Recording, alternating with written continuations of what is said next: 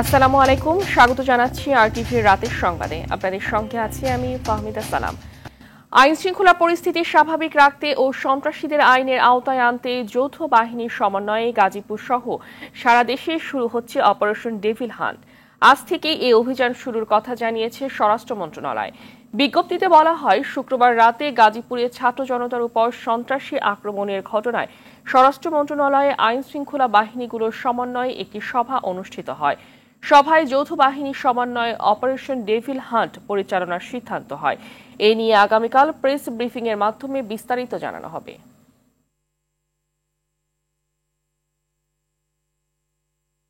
গাজীপুরের সাবেক মন্ত্রী মোজাম্মেল হকের বাড়িতে ছাত্র জনতার উপর হামলার ঘটনায় ১৬ জনকে আটক করেছে পুলিশ। এই ঘটনায় সদর থানার ওসিকে প্রত্যাহার করা হয়েছে। অন্যদিকে জড়িতদের গ্রেফতার করা না হলে কঠোর আন্দোলনের হুঁশিয়ারি দিয়েছে বৈষম্য বিরোধী ছাত্র আন্দোলনের সমন্বয়ক সার্জিস আলম।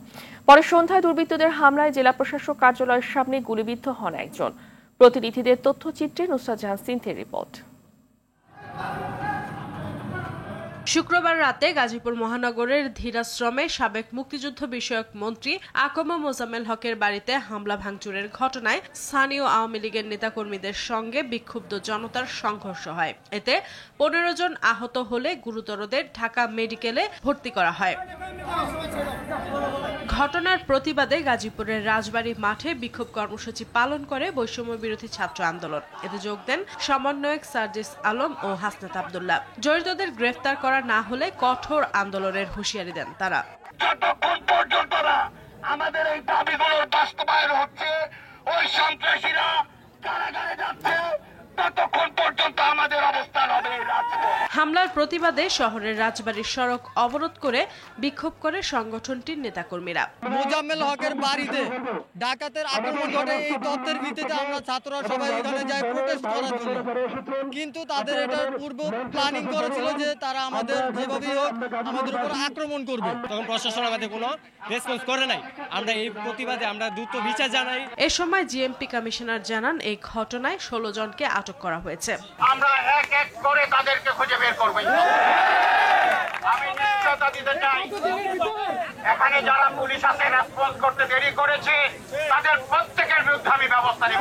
শিক্ষার্থীদের নিরাপত্তা দিতে ব্যর্থ হওয়ায় সদর থানার ওসিকে প্রত্যাহারও করা হয়। পরে প্রশাসনের আশ্বাসের ভিত্তিতে অবরোধ তুলে নেয় শিক্ষার্থীরা।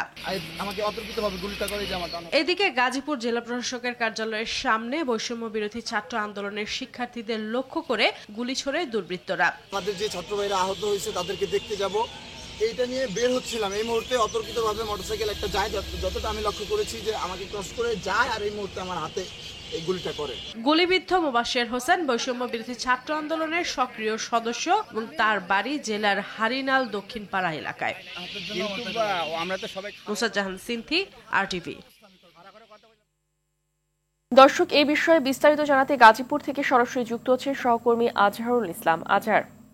আজহার, গাজীপুরের বর্তমান অবস্থা কেমন দেখছেন এবং প্রশাসন কি কি পদক্ষেপ নিয়েছে, কি তথ্য আছে আপনার কাছে, বিস্তারিত জানাবেন। ধন্যবাদ আপনাকে।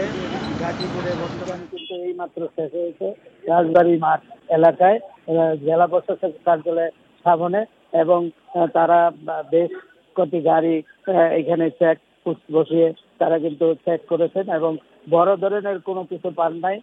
তবে তারা যেটা জানিয়েছেন যে তারা এই অভিযান অব্যাহত রাখবেন।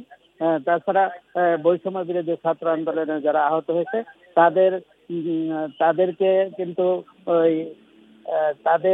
তাদেরকে দেখার জন্য সার্জিস আলম এবং হাসনাত আব্দুল্লাহ তারা কিন্তু আজকে সারাদিন গাজীপুর ছিল এবং তারা এই আন্দোলনের সাথে একত্রিত প্রকাশ করছে এবং তারা একটাই কথা বলছে যে এই ফ্যাসিস্ট সরকার যেন আসতে না পারে, তারা যেন তাদের উপরে আর হামলা না করতে পারে, কোনো ধরনের যাতে কোনো বিশৃঙ্খলা না করতে পারে সেই দিকে লক্ষ্য রাখবে। এবং তারা প্রশাসনকে একটি কথাই বলেছেন যে যাতে করে তারা ওই যারা অপরাধী তাদেরকে ধরতে হবে, তাদেরকে ধরে আইনের আওতায় আনতে হবে। এই কথাই তাদের আজকে সারাদিন তাদের স্লোগান ছিল এবং তারা এই স্লোগানের মাধ্যমে সন্ধ্যা পর্যন্ত কিন্তু এই রাজবাড়ী মাঠ ডিসি কার্যালয়ের সামনে কিন্তু তারা অবস্থান করেছে এবং পুলিশ কমিশনারের আশ্বাসে কিন্তু তারা অবরোধ তুলে নিয়েছেন এবং তারা বলেছেন যে যদি আইনের আওতায় শতাধিক নেতাকর্মীকে যদি গতকালকের মধ্যে আইনের আওতায় না আনতে পারে তাহলে কিন্তু তারা আবারও আন্দোলন করবে এবং তাদের কার্যক্রম চালিয়ে যাবে। এই ছিল আমার কাছে সর্বোচ্চ। ধন্যবাদ আপনাকে। গাজীপুরের শিক্ষার্থীদের উপর হামলায় জড়িতদের বিচারের আওতায় আনা হবে বলে জানান স্বরাষ্ট্র উপদেষ্টা মোহাম্মদ জাহাঙ্গীর আলম চৌধুরী। সকালে ঢাকা মেডিকেল কলেজ হাসপাতালে আহত শিক্ষার্থীদের চিকিৎসার খোঁজ নিয়ে তিনি বলেন, জড়িতদের সর্বোচ্চ শাস্তি নিশ্চিত করা হবে। ঢাকা মেডিকেলে চিকিৎসাধীন 7 শিক্ষার্থীর মধ্যে 4 জনের অবস্থা আশঙ্কাজনক। দীপ্তচন্দ্র পালের রিপোর্ট। গাজীপুর সিটি কর্পোরেশনের ধীরাশ্রম এলাকায় সাবেক মুক্তিযুদ্ধ বিষয়ক মন্ত্রী আকম মোজাম্মেল হকের বাড়িতে ছাত্রদের উপর হামলা চালায় স্থানীয়রা। এ সময় কমপক্ষে 15 জন ছাত্র আহত হন। গুরুতর 11 জনকে ঢাকা মেডিকেল কলেজ হাসপাতালে নিয়ে আসা হয়। প্রাথমিক চিকিৎসার পর 4 জনকে ছেড়ে দেওয়া হয়। গুরুতর আঘাতপ্রাপ্ত 7 জন ঢাকা মেডিকেলে ভর্তি আছেন। 7 জনের মধ্যে 1 জনের অপারেশন লেগেছে, ইন্ট্রাক্রেনিয়াল হ্যামারেজ ছিল, এক্সট্রাডুরাল হ্যামারেজ আর কি। সে আইসিইউতে আছে অপারেশনের পরে। বাকিরা আমরা একসাথে আমাদের এখানে একটা ওয়ার্ডে রেখেছি। শনিবার সকালে আহতদের দেখতে যেয়ে স্বরাষ্ট্র উপদেষ্টা জানান, হামলায় জড়িতদের ব্যাপারে কঠোর সরকার। এটার ক্ষেত্রে আমরা আইনানুগ ব্যবস্থা তো নিচ্ছি এবং এটার সাথে যারা জড়িত তাদের সর্বোচ্চ বিচারের আওতায় আনা হবে এবং তাদের সর্বোচ্চ যেন পানিশমেন্ট হয় এই ব্যবস্থা করা হবে। চিকিৎসকরা জানান, চিকিৎসাধীন 7 জন শিক্ষার্থীর মধ্যে 4 জনের অবস্থা আশঙ্কাজনক। তারা মাথা সহ শরীরের বিভিন্ন অংশে আঘাত পেয়েছেন। দীপ্তচন্দ্র পাল, RTV, ঢাকা। গাজীপুর মেট্রোপলিটন পুলিশের সাবেক কমিশনার মোল্লা নজরুল ইসলাম ও 3 পুলিশ সুপারকে আটক করা হয়েছে। তারা হলেন নোয়াখালীর সাবেক এসপি আসাদুজ্জামান, সিলেটের সাবেক এসপি আব্দুল মান্নান ও বাগেরহাটের সাবেক এসপি আব্দুল হাসনান। শুক্রবার দিনগত রাতে তাদের বিভিন্ন জায়গা থেকে আটক করে ঢাকা মহানগর গোয়েন্দা পুলিশের কার্যালয়ে আনা হয়েছে। তাদের বিরুদ্ধে ডিবি ও সিআইডিতে থাকা অবস্থায় আর্থিক কেলেঙ্কারি সহ নানা অপরাধে অভিযোগ রয়েছে। দেশের বিভিন্ন স্থানে হামলা ভাঙচুরের ঘটনাকে কেন্দ্র করে সুপ্রিম কোর্ট প্রাঙ্গণে নিরাপত্তা জোরদার করা হয়েছে। মোতায়েন করা হয়েছে সেনাবাহিনী, পুলিশ, বিজিবি, র্যাব সহ আইন শৃঙ্খলা বাহিনীর সদস্যদের। এদিকে ফার্মগেট এলাকায় বোমা সদস্য বস্তু উদ্ধারের পর তা নিষ্ক্রিয় করেছে বোম ডিসপোজাল ইউনিট। আরও জানাচ্ছেন বিপুল দেব রায়।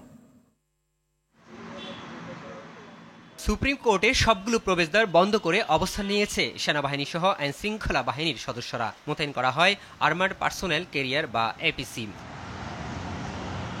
জরুরি প্রয়োজন ছাড়া কাউকে ভেতরে প্রবেশ করতে দেওয়া হচ্ছে না। চলছে তল্লাশি কার্যক্রম। সুপ্রিম কোর্ট এলাকায় মুরাল ভেঙে ফেলা হবে এমন তথ্যের ভিত্তিতে নিরাপত্তা জোরদার করা হয়েছে বলে ধারণা সাধারণ মানুষের। ধানমন্ডির ঘটনার পর থেকেই সকলের মনেই যে একটা অস্থিরতা বিরাজ করছে, সেটা এখানে এসে কয়েক অংশে বেড়ে গেছে, সেটাই আমরা মনে করছি। আমাদের জনমনে একটা আতঙ্ক ছড়িয়ে পড়ছে এই নিরাপত্তার সংখ্যা দেখে। সরকার আইন শৃঙ্খলা পরিস্থিতি নিয়ন্ত্রণ করতে ব্যর্থ। তিনি মূলত যেভাবে আসলে মানুষের প্রত্যাশা যে মানুষ নিরাপদে থাকবে, জানমালের নিরাপত্তা পাবে, এই যে একটা প্রত্যাশা মানুষের, আসলে সেই প্রত্যাশা অনুযায়ী কাজ করতে মূলত তিনি ব্যর্থ। তবে নিরাপত্তা জোরদারের কারণ নিয়ে মুখ খুলেননি আইন শৃঙ্খলা বাহিনীর কোনো সদস্য। এদিকে দুপুরে রাজধানীর ব্যস্ত ফার্মগেট এলাকা থেকে বোমা সাদৃশ্য 3টি বস্তু উদ্ধার করা হয়। আগারগাঁও এলাকার পুরাতন বাণিজ্য মেলার মাঠে নিয়ে তা নিষ্ক্রিয় করে ডিএমপির বোম ডিসপোজাল ইউনিট। এর আগে ফার্মগেট আনন্দ সিনেমা হলের পশ্চিম পাশের লেগুন স্ট্যান্ডের ফুটপাতে একটি কালো ব্যাগে 3টি বোমা সদৃশ্য বস্তু দেখতে পান ব্যবসায়ীরা। এই ঘটনায় এলাকায় আতঙ্ক ছড়িয়ে পড়ে। আমি ওই দিকে তাকাই, একটা কালো একটা শপিং ব্যাগ, এক বড় ভাই বলতে ভাই ওটার ভিতরে কি দেখেন, আলগে দিয়ে ভাগ করে দেখে বোমা। পুরো আতঙ্ক ছড়া গেছিল, দোকানপাট খুলে নেই। পুলিশ প্রশাসন ফোন দিচ্ছে, সাংবাদিক আছে, সবাই আসছে। জাতীয় জরুরি সেবা 999 ফোন কলের মাধ্যমে ঘটনা জানতে পেরে এলাকা ঘিরে রাখে পুলিশ। বিপুল দেবরাই, RTV, ঢাকা।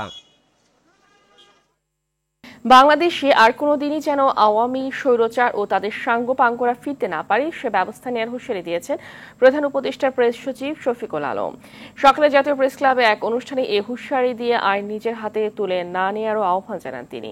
আর বিএনপির যুগ্ম মহাসচিব রুহুল কবির রিজভী বললেন, অন্তর্বর্তী সরকারের সমালোচনা হবে, তবে ব্যর্থ হতে দেওয়া যাবে না। বিস্তারিত বিল্লাল হোসেনের রিপোর্টে।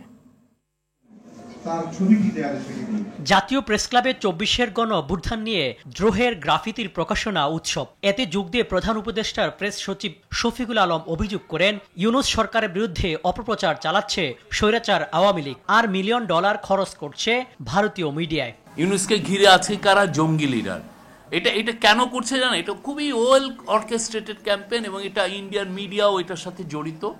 তারা $মিলিয়নস খরচ করছে এই হাসিনার অলিগার্কগুলো।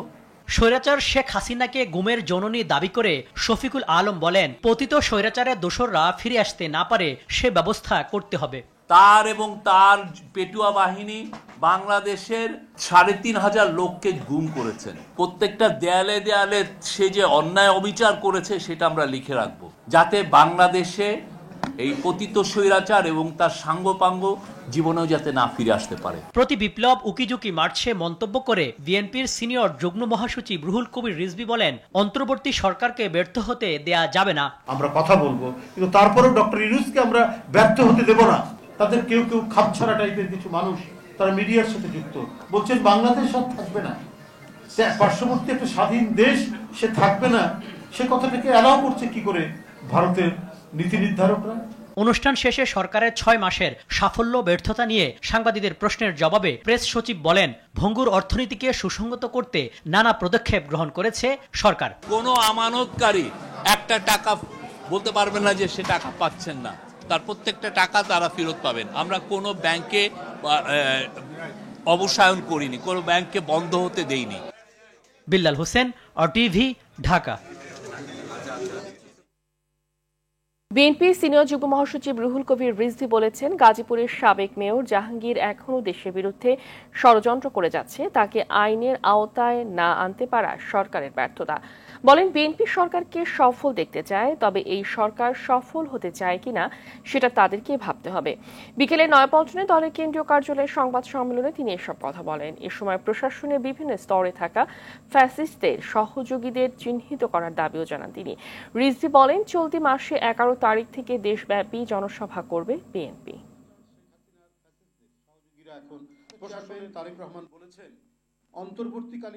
এমন ভয়ঙ্কর সন্ত্রাসীকে এখনো গ্রেপ্তার করতে না পারা সরকারের চরম ব্যর্থতা।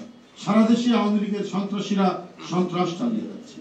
গত 8ই আগস্ট ক্ষমতা গ্রহণের পর থেকে অন্তর্বর্তীকালীন সরকার গণহত্যাকারী আওয়ামী দুর্বৃত্তদের গ্রেপ্তার ও বিচারের বিষয়ে যতটা কঠোর হওয়া দরকার ছিল, উল্টো বিপরীত চিত্র পরিলক্ষিত হচ্ছে।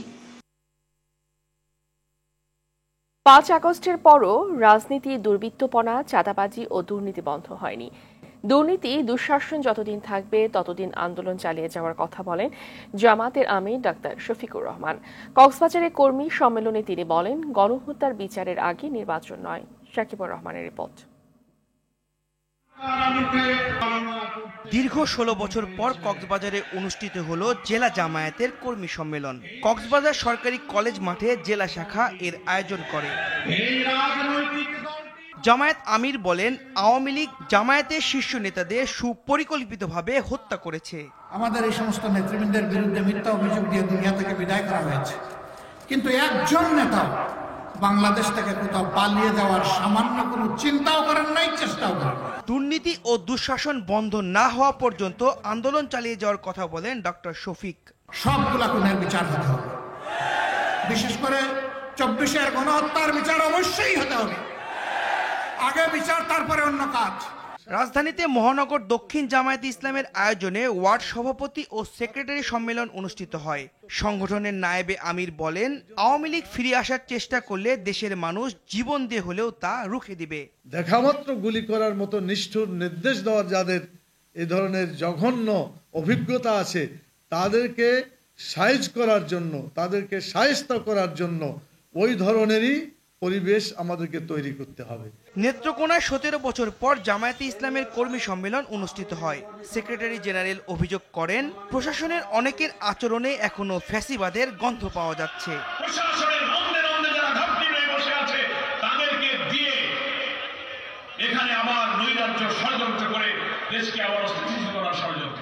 শাকিবুর রহমান, RTV। রাজনৈতিক দলগুলোর দ্রুত নির্বাচন চাওয়ার পূর্ণ অধিকার আছে জানিয়ে আইন উপদেষ্টা আসিফ নজরুল জানালেন, মধ্য ফেব্রুয়ারি থেকে আলোচনার প্রস্তুত অন্তর্বর্তী সরকার। সন্ধ্যায় রাজধানীর ফরেন সার্ভিস একাডেমিতে ৬ সংস্কার কমিশনের প্রস্তাব নিয়ে সংবাদ সম্মেলনে কথা জানান আইন উপদেষ্টা আসিফ নজরুল। ৫ কমিশনের দেয়া রাষ্ট্রের সংস্কারে করণীয় বিষয়ে রাজনৈতিক দলের সঙ্গে ঐক্যমতের প্রয়োজন হবে। সংস্কার করতে অযথা কালক্ষেপণ করে অন্তর্বর্তী সরকারের ক্ষমতায় থাকার বিন্দুমাত্র ইচ্ছে নেই বলেও জানান আইন উপদেষ্টা। আমরা রাজনৈতিক দলগুলোর সাথে ফেব্রুয়ারির সেকেন্ড উইকের মধ্যে আলোচনা করতে, ফেব্রুয়ারির মাঝামাঝির মধ্যে আলোচনা করতে আগ্রহী, এবং আমি আপনাদের আগেও বলেছি যদি ওনারা রাজি থাকেন রোজার মধ্যেও আলোচনা কন্টিনিউ করবে।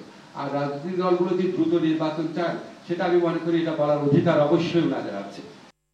বৈষম্যহীন নতুন বাংলাদেশের স্বপ্নে হাতে হাত রেখে মৃত্যুর মুখে দাঁড়িয়ে আন্দোলন করেছিল ছাত্র জনতা। ফলে টানা ১৬ বছরের ক্ষমতার মসনদ থেকে ছেড়ে ভারতে পালিয়ে যেতে বাধ্য হয় স্বৈরাচার শেখ হাসিনা। গণঅভ্যুত্থানে ৬ মাস পার হতেই বিপ্লবীদের মধ্যে দেখা দিয়েছে মতপার্থক্য। বিশ্লেষকদের মতে বিপ্লবের সুফল পেতে দেশের স্বার্থে সবাইকে ঐক্যবদ্ধ থাকতে হবে। রফিকুল ইসলামের রিপোর্ট, ছবি তুলেছেন মোহাম্মদ আলাউদ্দিন। ঢাকা বিশ্ববিদ্যালয়ের কেন্দ্রীয় লাইব্রেরির সামনে গ্রাফিতি আঁকছেন জুলাই বিপ্লবের অন্যতম অংশগ্রহণকারী ঢাকা বিশ্ববিদ্যালয়ের ছাত্র আবিদুল ইসলাম। এতে লেখা, প্লিজ কেউ কাউকে ছেড়ে যায়েন না। বিশ্ববিদ্যালয়ের বিভিন্ন স্থানে ছড়িয়ে পড়েছে এমন গ্রাফিতি। আগস্টের ৫ তারিখ সকাল 10:30 বিজয়ের ঠিক আগ মুহূর্তে ঘাতকের অস্ত্রের মুখে দাঁড়িয়ে এভাবেই ঐক্যের ডাক দিয়েছিলেন আবিদ। অসংখ্য জীবনের বিনিময়ে এসেছিল চূড়ান্ত বিজয়। এখন প্রশ্ন, ৬ মাস পরে এসে কেন এমন গ্রাফিতি?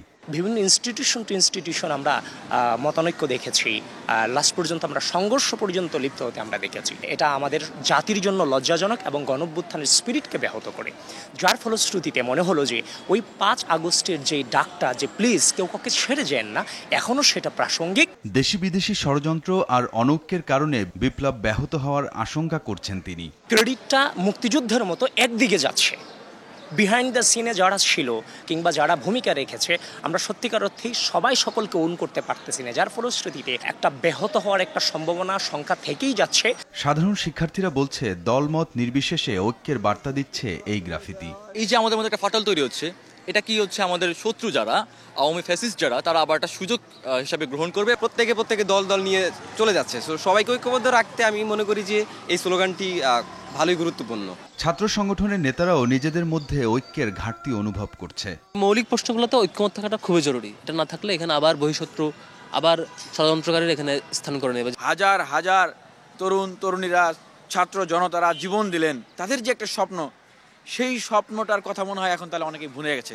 মানে ক্ষমতার প্রতিযোগিতায় এখন কে দ্রুত আসলে এগিয়ে যেতে পারে, হ্যাঁ, কে দ্রুত আসলে ক্ষমতার চেয়ারে বসতে পারে, ক্ষমতার কত বেশি ভাগ তারা নিতে পারে। শিক্ষাবিদ অধ্যাপক ডক্টর আব্দুর রব মতপার্থক্যকে স্বাভাবিকভাবেই দেখছেন, তবে ফ্যাসিবাদ প্রশ্নে সবাইকে এক থাকার তাগিদ তার।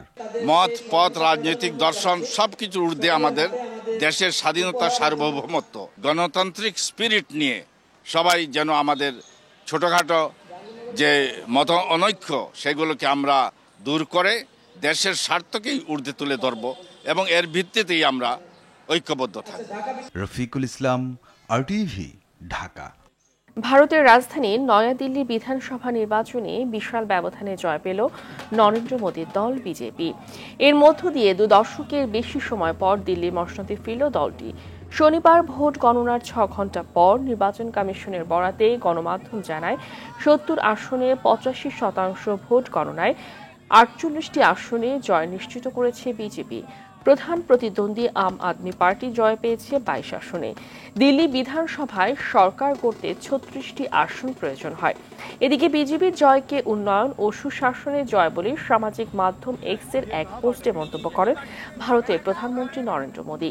এছাড়া জনগণের রায় মেনে নিয়ে সামনের দিনে আরও বেশি কাজ করার ঘোষণা দিয়েছেন আম আদমি পার্টি প্রধান কেজরিওয়াল।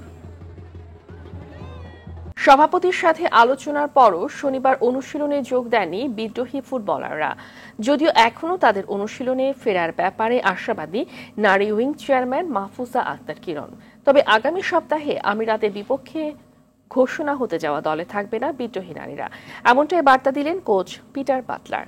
নাজমুস সাকিবের রিপোর্ট। দিন যতই যাচ্ছে নারী ফুটবলের সংকট ততই ঘোলাটে হচ্ছে। সভাপতির হস্তক্ষেপেও হচ্ছে না সমস্যার সমাধান। বাফুফে সভাপতির সাথে আলোচনা করেও শনিবার অনুশীলন ক্যাম্পে যোগ দেননি বিদ্রোহী ফুটবলাররা। এমন পরিস্থিতিতেও মেয়েদের ফেরার ব্যাপারে আশাবাদী নারী উইং চেয়ারম্যান মাহফুজা আক্তার কিরণ। তবে চলতি মাসে আরব আমিরাত সফরে সাবিনা সানজিদাদের দেখা যাবে কিনা তা নিয়ে রেখেছেন ধোঁয়াশা। ওদের দীর্ঘ ক্যারিয়ার, এটা ওরা এইভাবে নষ্ট করতে পারে না। আমি এখনও চেষ্টা করে যাচ্ছি ওরা ফিরে আসুক, এবং আমার বিশ্বাস ওরা ফিরে আসবে। ওরা হয়তো একটা অভিমানে আছে। তবে কিরণ ধোঁয়াশা রাখলেও পিটার বাটলারের কথায় অনেকটাই পরিষ্কার, বিদ্রোহী নারী ফুটবলারদের ছাড়াই আমিরাত সফরের দল ঘোষণার পরিকল্পনা চলছে। যখন তারা সঠিক তখন আমরা ভবিষ্যতের জন্য নতুন দল গঠন করব। শনিবার দুদফা অনুশীলন করেছেন ৩৭ জন নারী ফুটবলার। আমিরাতের মাটিতে যে এখান থেকে দল গোছানো হবে তা অনেকটাই পরিষ্কার। নাজমুস সাকিব, RTV, ঢাকা। রাতের সংবাদ এ পর্যন্তই। মধ্যরাতের সংবাদ রাত ১টায় দেখার আমন্ত্রণ রইল। ধন্যবাদ সবাইকে।